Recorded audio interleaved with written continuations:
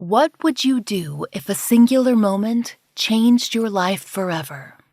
This is Actually Happening is a weekly podcast from Wondery that features extraordinary true stories of moments that changed absolutely everything for ordinary people. The podcast is truly unique.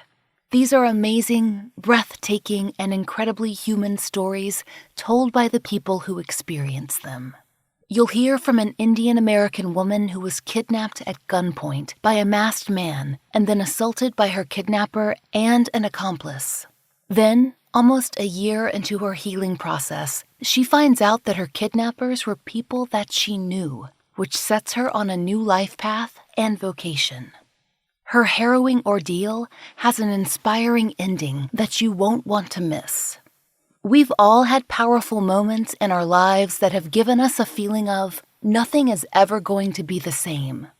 This is Actually Happening explores these moments and their aftermath. You're about to hear a preview of This Is Actually Happening. While you're listening, follow This Is Actually Happening on Apple Podcasts, Amazon Music, or wherever you get your podcasts. You can listen ad-free by joining Wondery Plus in the Wondery app.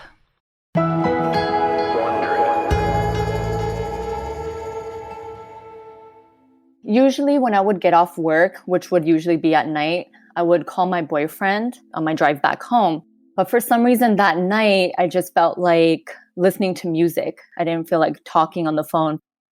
I remember feeling pretty good, pretty peaceful, and like I had a really productive day. And then I had gotten home. And, sometimes when you get home and you're just kind of listening to a song you really like and you kind of linger in the car, that's kind of what was going on. I was in a good mood. I was, finishing my song, kind of getting my things together. I look in the rear view mirror and then I see kind of like a black figure. And then all of a sudden, my back door of my car opens. Immediately, I was thinking, oh, it's my brother. He's taking a walk and he's just, messing with me. But this person is just sitting in the back of my car. And I quickly realized this is some stranger. Everything happened so fast for my brain to really process what was going on. So I didn't feel scared right away. I just remember feeling really abnormal because I think my body was just going through like a rush of emotions and shock that I can't even really remember how I was feeling. My immediate reaction was to scream and open the door. And right as I do that, I feel a gun to my head on the right side of my head. All I remember when I felt that gun was just a desperation to survive. I'm going to let this person have, anything he wants. Maybe he wants to steal my money, my car, even my phone. I was ready to just let him steal my car with everything in it as long as he let me go. But in that moment, I was just really confused as to what he wanted. And I was just going through a lot of shock, feeling like, am I going to die right now? As they put the gun to my head, they said something along the lines of, shut up or I'll shoot. So I stopped screaming. They told me to start driving. They kept the gun to my head and I, again, in survival mode, I just kept thinking, okay, I'm just going to, let them have whatever they need. As long as I do what they say, maybe they'll let me go. So I started to, reverse my car from my driveway and I started to just drive off. Their whole face was covered with the mask. I couldn't even see their eyes. So they were, pretty blacked out and just so many scenarios kept running through my head. Like, what could this be? What do they want from me? Why me? Is this like a gang member? Does he need my car?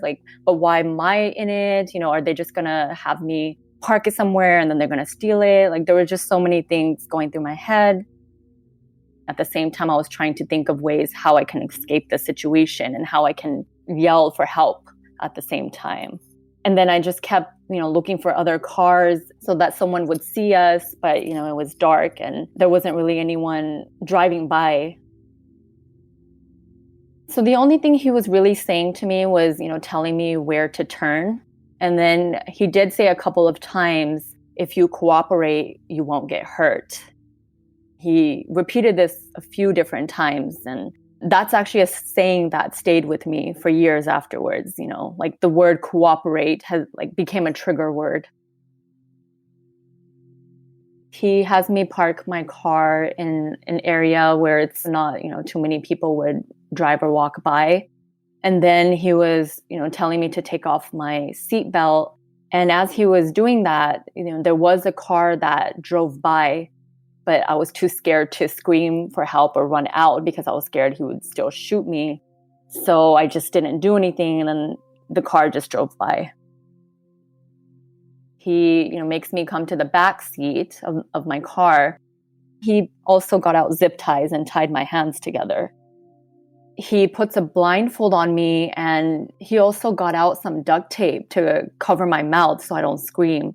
And then he also covered my eyes, and I didn't see him at all. When he was talking, I didn't recognize his voice at all. I had no idea who it was. And then afterwards, he sat in the driver's seat. So at this point, I'm, blindfolded. There's duct tape on my mouth. My hands are together in zip ties. So I'm basically, helpless in the back while he's sitting in the driver's seat. And I was able to sort of peek through the eyes, like a little bit, so I could kind of see. But of course, I was acting like I couldn't see at all. So I tried to kind of use that to my advantage to kind of, see where he was going to drive me. But while he was starting to drive off, I think he kind of noticed that I could see. So he made sure that my eyes were covered. I reached a point where I started to kind of feel numb. And, since I was so helpless, there was not really any way to get out of that situation. I just kind of remember feeling really numb and that I couldn't even cry or anything. My body was still in survival mode and just, I think, probably trying to make me feel numb so I don't overwhelm myself with emotions in that moment. All I could think about is, what does he want from me? Why is he kidnapping me? Because if he wanted to steal my car or my money, he would have done that by now, and he could have just let me go. At this point, he's driving my car. I have zero clue where he's going. He's driving for a while and it's quiet. He's not saying anything. There's no music. There's nothing. And then I hear the car stop. 2 doors open and somebody sits next to me in the back. And then another person is in the front and they start driving. All of a sudden, the person who's sitting next to me, he takes off the duct tape from my mouth and he forces me to drink something. I didn't even know what it was. Like, it almost tasted like medicine and alcohol mixed. So he starts forcing me to drink this. So whatever I'm drinking, again, he repeats, if you cooperate, you're not going to get hurt. So I know that the person that originally kidnapped me is the one that's in the backseat with me because I recognize the voice. And he's the one forcing me to drink this. During that time of my life, I would say I was pretty a naive person, but I was just really confused and I couldn't figure out what they wanted with me.